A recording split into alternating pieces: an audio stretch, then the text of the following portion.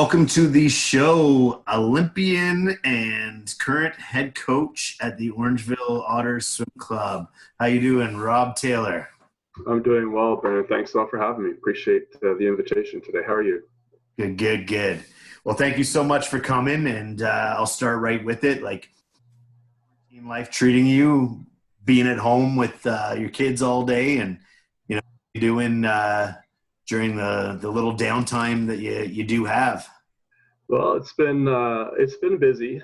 Luckily, I was prepared for this. I have a 1-year-old and a 5-year-old. My 1-year-old's gonna be 2 in just about 7 weeks, I guess. So we're busy, but for a couple of years I was at home with my older son when my wife was at work, and of course coaching morning and night practices. So it's been pretty busy. We are lucky in that I don't think the schooling for my older son, who's in senior kindergarten, is as difficult as it is for a lot of other parents. There aren't long lesson plans. He's learning how to read. He's in a French immersion program, and my wife is bilingual, so that helps. I mean, I was okay at French, but if you were a little bit older, I'm sure I would have had some problems teaching him. But we're busy during the days, as I'm sure all parents are. I'm doing some Zoom calls with my swimmers here 4 times a week. For downtime, I guess Alyssa and I just kind of relax at the end of the day and, watch. We're watching Ozark. We're watching Homeland. We just kind of just sit on the couch and just relax for an hour or two in the evenings. Then reload for the next day. Our kids are up pretty early, as I'm sure your kids are, 6:30 or so, 7 o'clock, we're on the go. So long days, but that's okay. It's nice to be home with the kids. Just reminds me of August, I guess. Orangeville Otters. You've been there for few seasons now, right? This was my 4th year. Fourth year, okay. So maybe you could tell us what you like best about coaching in Orangeville and the accomplishments the team's had over the past 4 seasons. And I know you already touched on it a little bit, but what your swimmers are doing today and what your are for going forward. Absolutely. So, my 4th year in Orangeville. When I was brought in, I was told that the club wanted to have their kids swimming a little bit more often, to try and change the program a little bit. The former head coach, Ann, who really built the club up to what it was going to be retiring. So when I came in, I was lucky. I had a really good board of directors, so that was helpful for me to instill my vision of where I wanted to take the team. So there was buy-in from the board right away. It took maybe a little bit longer for the swimmers to buy in because I changed a lot of things. I got them more pool time. We had a weight program, a dryland program, some other things. But once the swimmers started to realize that their efforts were being rewarded with a little more success in the water, that was helpful. So I would say I walked into a situation where I had a good board and I had open-minded swimmers as well.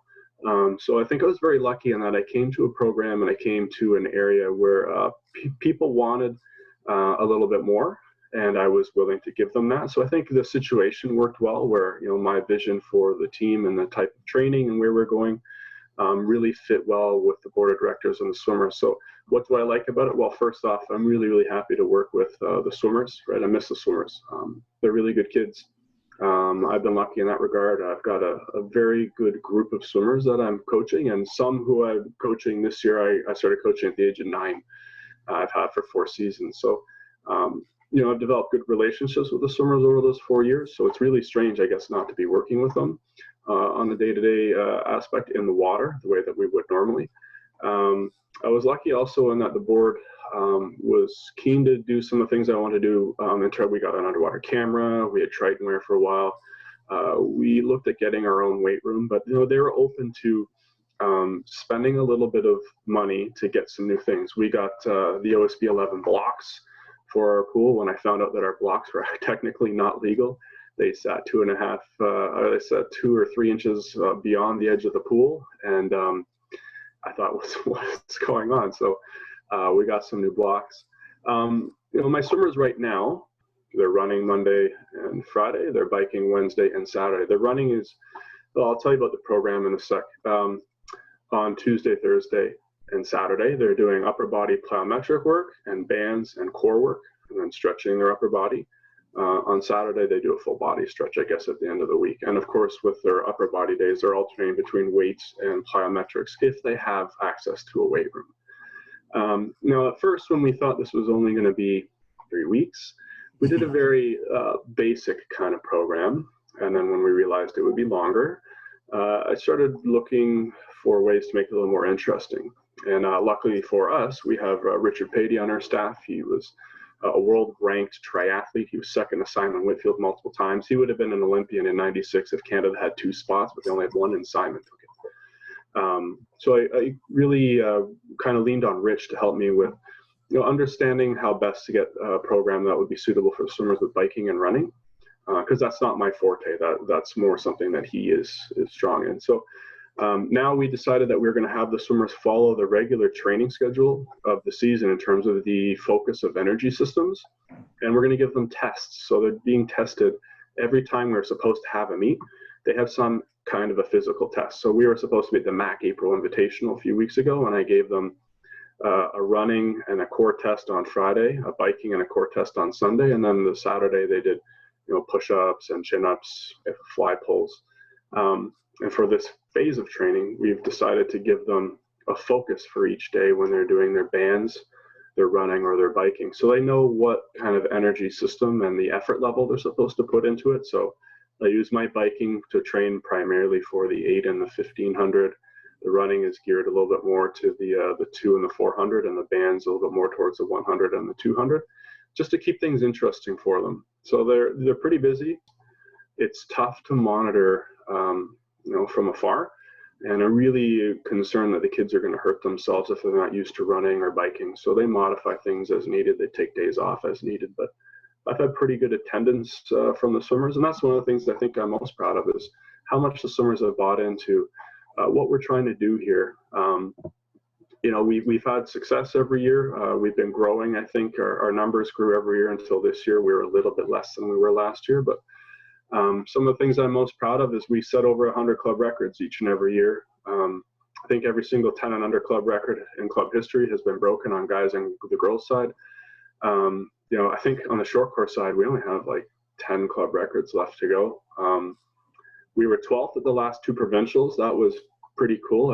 I was hopeful that this summer we might be able to sneak into the top 10.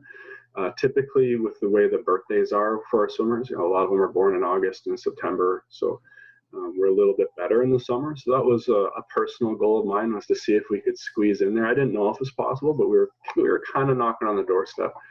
And we won our regional meet this year, which was pretty surprising, to be quite honest. When I arrived here, Barrie had such a big team compared to us. I think 2 years ago they sent double the swimmers, but one thing that really helped us was that we made the standards harder. So we eliminated a lot of the volume of kids that Barrie was sending. So it's kind of like our top swimmers versus their top swimmers. They didn't outnumber us this year by double. They had like 65 and we had 55. So it was a little bit more fair in terms of numbers. But when I arrived, I never thought that'd be possible, just because they had so many kids at the meet. And, we weren't at that level, right? We had kids who just needed a few years of aerobic development, technical improvement, and things like that. So it has been a lot of fun the last 4 years, certainly seen a tremendous amount of growth from the team. And I'm keen to see what we can do in the next 4 years. To always see Barrie dominate that, I would have never guessed that actually another team would have regional crown, because for as long as I've known, I would have just always put money on Barrie to do that. So that was very cool this year to hear about. Thank you. It was just something that was kind of unexpected. And I know you guys have been climbing up the ranks there too. So pretty cool on that aspect. And going back to the regionals, I never thought that we'd win, and I had food poisoning that weekend. It's a very unpleasant weekend for me. I didn't eat a single thing on the Friday, Saturday, but I stayed on Sunday just to see. I had calculated it the night before because we had mixed relays because all the kids wanted to do it, and previously we hadn't done that. Now, we would have barely won without the mixed relays, but I just stuck around even though I wasn't feeling well, just to watch, just to be there when it happened, because Rich was going to be there and he's been with me all 4 years. I just wanted to be there when the moment happened. It was, like you said, it was a big surprise. I never thought that would have happened. So a testament to the kids really and what they've done over the last 4 years. So let's put Orangeville on a hiatus here right now, and we'll talk about it at the end. But let's go to your swimming career, and you tell us about joining the 2000 Sydney Olympic team, and ultimately what was it like to achieve the Olympic dream? Sure. So I'll backtrack a little bit. I swam at Cobra for, I guess, 10 years before I got to the Olympic level. But I was lucky. I always got to watch Stephen Clark at practices. And then at 14, I swam in his lane with him and Rob Brackness, and they used to make me go first, lead the lane, and then they'd be like swimming on my feet the whole time. But I was lucky because,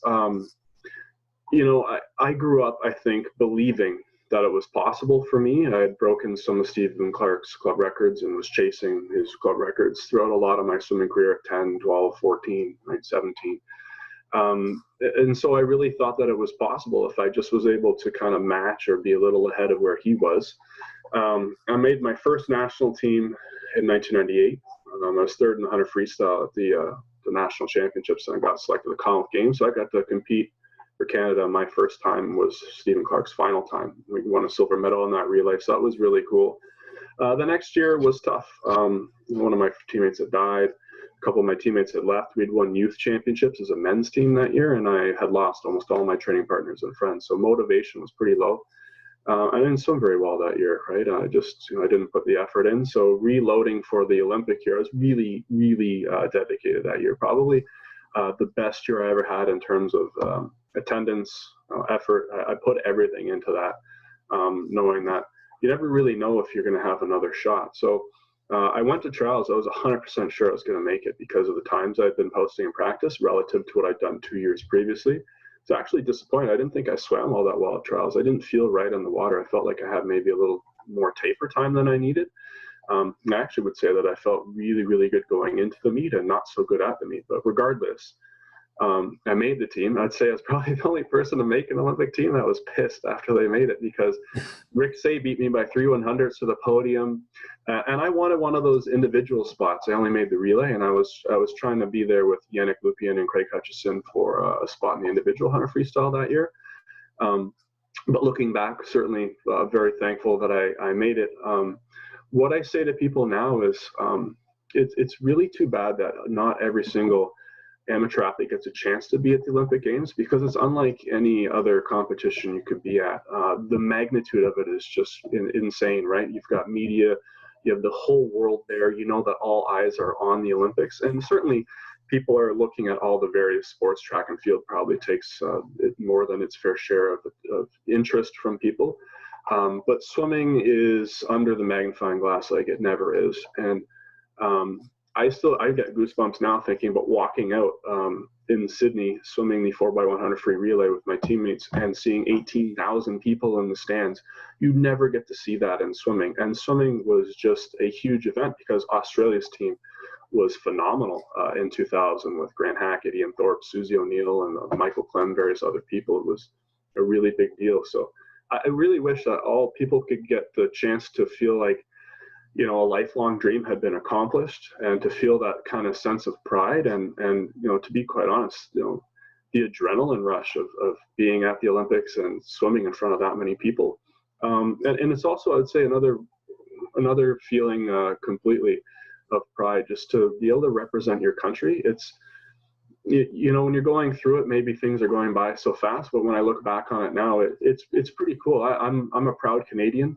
I love my country. I always have loved Canada. I mean, I grew up, going up to a cottage country and kind of lived the Canadian. I played hockey for years, and I'm proud of our country. So it was really cool to be able to wear the maple leaf for those couple of times. And the Olympic Games, wow, it's certainly an exciting experience. Let's maybe chat about what happened after, August 2000 to 2008, and maybe let's start too with, say, what it was like to be an Aggie down at Texas A&M and your time with Western, and situation around the 04 Athens Olympics trials and stuff like that, and go into detail. Absolutely.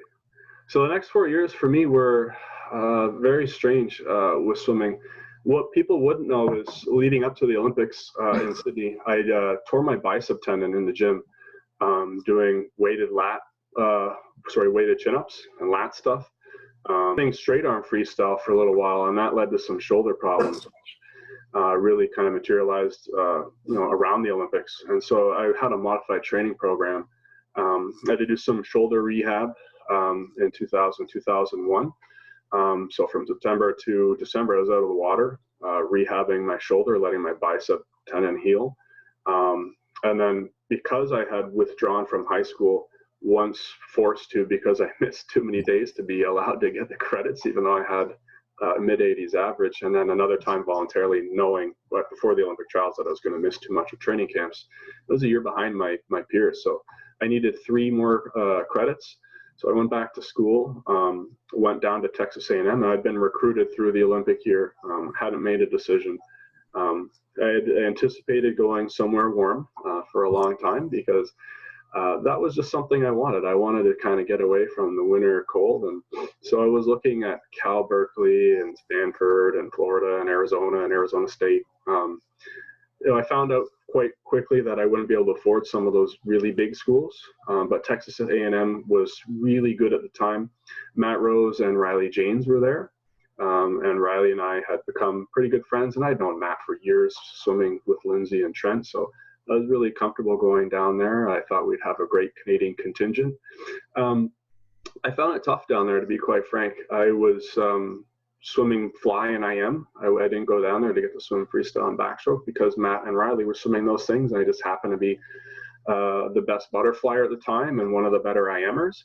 I swam in middle distance lanes my first year, and it was strange, right? It didn't really fit the way that I'd expected. Days were long. It was tough. I didn't have a lot of fun. I didn't really enjoy living in rural Texas. It was very conservative, quite religious, and those are 2 things that I'm not, at least in my personal life. Without going into too much detail, but I felt like I wasn't really appreciated there at all. I was just kind of used in the way that the coaches wanted, and I wasn't swimming a program that I had anticipated doing.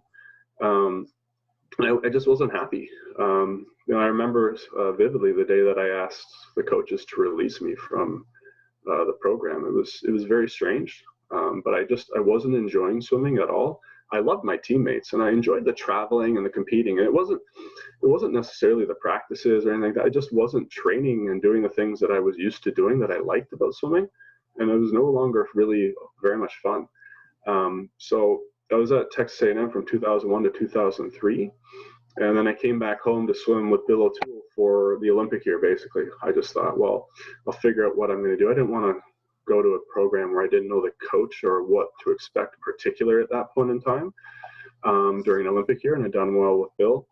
That year was probably the worst year of my swimming career. I broke my wrist in September of 2003, so I started the year with a cast on my hand, and I was kicking, and eventually I just got frustrated, so I took tin snips and I cut it off, and then I swam a practice, and I'll never forget that I lost my wrist strength, so my wrist kept just flopping in the water because I didn't have the forearm strength to hold it properly.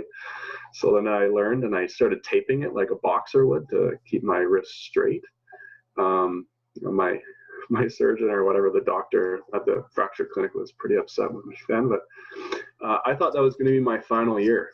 Yet I had a nagging knee injury that I really wasn't sure about, and it kept bothering me. So I had an MRI in December and realized that I had torn the cartilage in my knee and had a little bit of bone-on-bone grinding. So I either had the option of having a surgery or not, and it's just recommended that I have it before it got worse, right? That the cartilage tore more. I had more like little bone fragments kind of surrounding the area that was causing inflammation. I'd been told it was tendonitis, so I'd been doing physio for a little while and it just wasn't helping.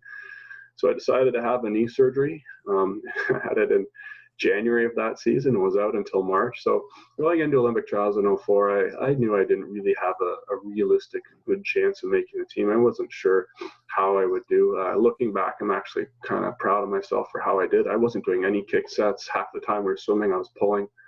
I was great pulling, but I had no legs. I had no fitness. I just wasn't really anywhere near where I had wanted to be. So 2004 was tough. I watched a whole bunch of my teammates, Riley James and Matt Rose, made that team, right, swimming with Texas A&M, and then they were, I think, out in Victoria that year. I watched a lot of my friends get on that team, and it was fun to watch them, but it was tough to watch them sitting at home. I certainly didn't have the lead up I would have wanted. And so after Olympic trials, I retired. I thought that was it for me. I just thought, at that point in time, I'd had enough. I was frustrated. I hadn't swum well. I was injured. I just thought, well, forget it. I'm done. So that was it for me, I thought, anyway. Going the next 4 years, kind of take us briefly over that, right into that moment where you were at that swim off with Jake Tapp, and what the feelings were that went through you, the highs and lows through that time up until that moment. Probably the greatest and worst feelings of my swimming career. I guess in 2005, my mom actually had been in the hospital. She had a pulmonary emboli in her lungs and was on disability. And my dad, people wouldn't, maybe some would, but he was an alcoholic and hadn't worked for like 10 years. So my brother and I, while we were at home that Olympic year, had been working full time, trying to help pay the mortgage. My brother at White Rose, and then the beer store, myself at Home Depot. So when my mom went back to work, starting to figure out, okay, well, what do I want to do? I realized that I'd missed swimming. I'd been out for about 6 months. So I decided that I was going to stay in Ontario and look at U of T or Western. Brad Vanderkam's a very good friend of mine. I've known him for years. He was swimming at Western. I found out that Curtis Miller had transferred him from Hawaii to go to Western. And I thought, wow, if I went to Western, with Brad and Curtis Miller, that'd be a couple of really good guys to swim with who I know, and one who's a really good friend. So I moved down to London in January of 2005. Went to Western for a couple of years. I swam okay there. I was second at nationals in 05 at Commonwealth Trials, tried to make that 50 back time I just missed. But again, I was frustrated with the training. There wasn't the coordination between the head coach and the assistant coach that I would have expected. The head coach at the time was also coaching LAC. I put a lot of effort into that program, and I didn't get the results I had expected. And, to be quite frank, I was frustrated because I was old, right? I mean, I thought I was old. I was 25. I didn't have a lot of time to waste. And I wasn't swimming that well. So I started doing my own dryland program, which I'm sure they were upset about, but I swam pretty well doing that. I went to CIs my first year. I won 3 medals, I think. Swam pretty well. But went back to the full training program, and things just weren't working for me. It just wasn't the program that was right for me. I was used to a sprint program with a lot of weights and a lot of dryland, and I just wasn't training that way at the time. Now I'm sure I was a little out of shape aerobically, so I needed an aerobic push too. But anyway, I loved swimming at Western. I had a lot of good friends who did quite well there first year, but it wasn't working for me. And I started skipping practices to focus on school. And it got to a point where I was unhappy, right? I wasn't training well, wasn't going to training sometimes. Coaches were frustrated. And I got kicked off Western and LAC because I essentially quit on the program, told the coaches they didn't know what they're doing, started focusing on school. And not a lot of people would know this, but from January 2007 until like July or so, I was swimming by myself. I was swimming in lane swims, writing my own program. I was lucky. Bill O'Toole was a big believer in me. He started sending me practices when I reached out to him because it got tough after 3 or 4 months of swimming on your own in lane swims on a schedule that's strange. If you ever go to lane swim as a former swimmer, they don't like you as much as you don't like them in their lanes. So I went back to Brampton. I tried swimming with Bill again for a couple weeks, and I realized very quickly that I was just too old. I was 26, swimming in a high school program, and I love Bill. He was like a surrogate father to me, but I just couldn't do it. So I had been reaching out to Pierre Lafontaine throughout the summer to see if I could go out to Montreal. I had heard that Paul Bergen was there, and I thought, well, Paul's, an elite coach. He's coached many, many Olympians, world record holders, Olympic medalists. And I thought, I'm out of shape, certainly aerobically, and I know he'll give me a kick in the butt. But if I could go and just focus for a season or half a year, that I thought I'd have at least a shot at making that team. So I started emailing Pierre every day. The same thing. I just sent the same email, just kept cutting, pasting, send it. And I think after maybe a week of me sending it every day, he said, just go, man, just go out there. So I moved out to Montreal in October of 2007. I swam with Bergen for 6 months. I was out of shape. He called me fat boy when I got there because 8.2% body fat. I got down to about half that much, and then I was too skinny. But we did a lot of training. It was a shock to me. We were swimming 11 times a week at first, and then 10. We went to a training camp where we did triples. We did 3 practices, 3 practices, 2 practices, 3 practices, 3 practices, 2 practices. I mean, it was a lot. I swam a lot in that 6 months, and I learned a lot about myself. I swam a lot more than I'd ever swam before. Going into that trials in 08, swimming at the Olympic pool, very comfortable. It was where I was training. I didn't really know what to expect, to be honest. I'd swam so much more than I ever had in a 6-month time frame, but I was so out of shape to start. I really didn't know how I was going to do. A lot of the other times I swam in career, I had a pretty good idea of where I was physically and what I was going to do, but at that point in time, I had no idea. I remember swimming the preliminary 100 back and thinking, wow, it's here already. We talked about time flying earlier on. It really seemed like those 6 months just went by really quickly. After the morning, I was 4th. And I remember going up the stairs at the Montreal Olympic pool, seeing my family, because this was going to be either I made the Olympic team or I retired. Right? I was 27. I wasn't going to swim any longer. And, they asked me what I thought I needed to do to get on the Olympic team. And I said, I just have to win a race. No one had gone really particularly fast. I knew Matt Rose and Jake Tapp, Matt Haas were going to be fast. I thought Cal Ming would be in there. I knew Keith would provide a challenge. I knew they were good swimmers. I didn't really know where anyone was with their swimming, including myself. So before that final, I was really nervous. I just thought, well, this is it. This is my one last chance, really. So I just got to get in there and win a race. I remember the first 50 or so, feeling pretty good, getting to the wall, knowing I was right in the mix. And then the last 50 was just everything I had. I don't remember really feeling anything the last 50 at all.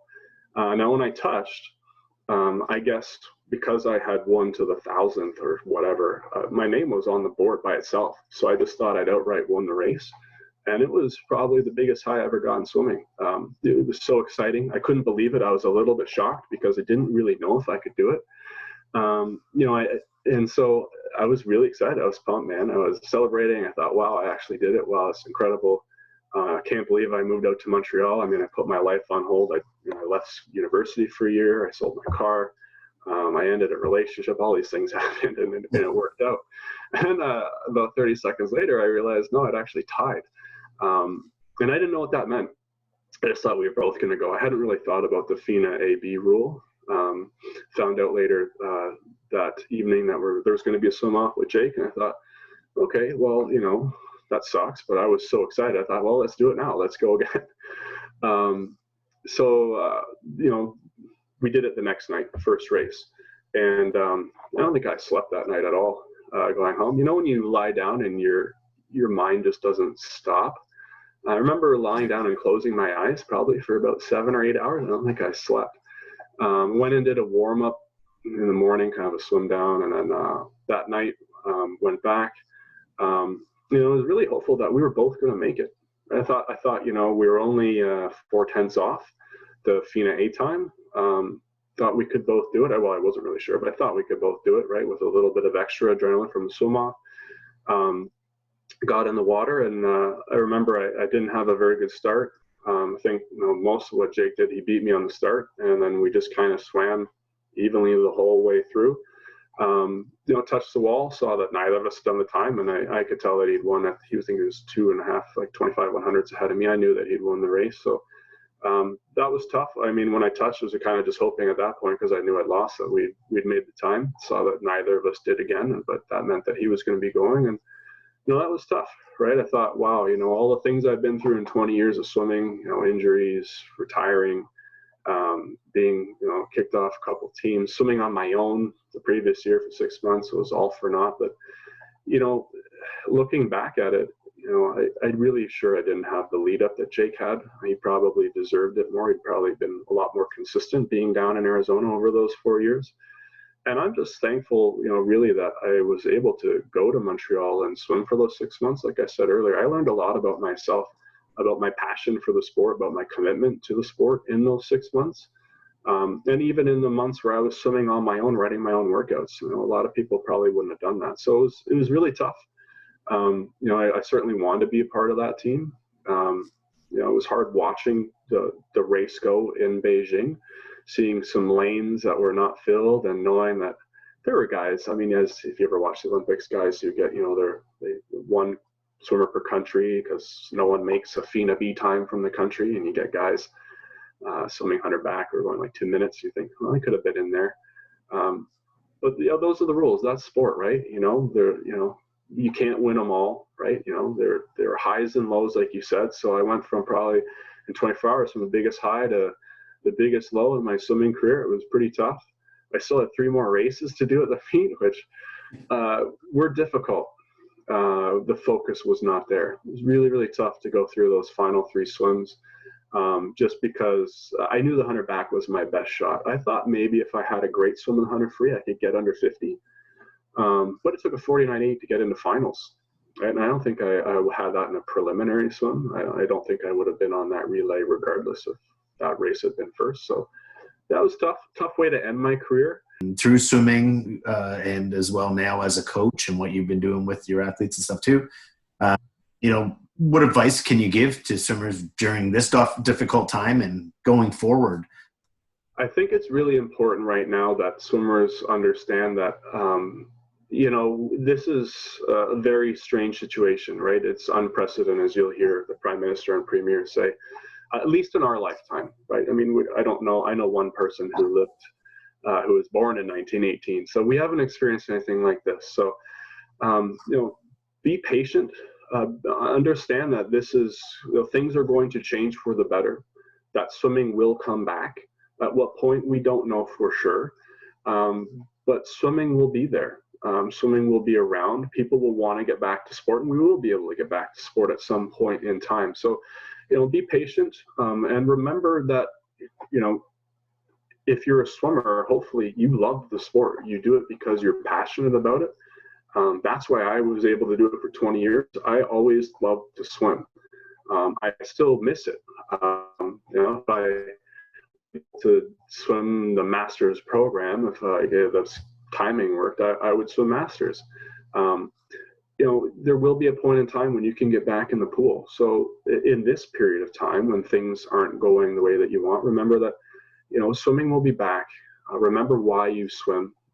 Think about how much you love swimming, and remind yourself of your goals, right? I would hope that a lot of swimmers out there have set some short-term and long-term goals for themselves. So, think about your long-term goals and think about what you can do right now to help yourself achieve them. Certainly, we can't be in the water right now, right? And that's tough for everybody. I know that. It's even tough for the coaches.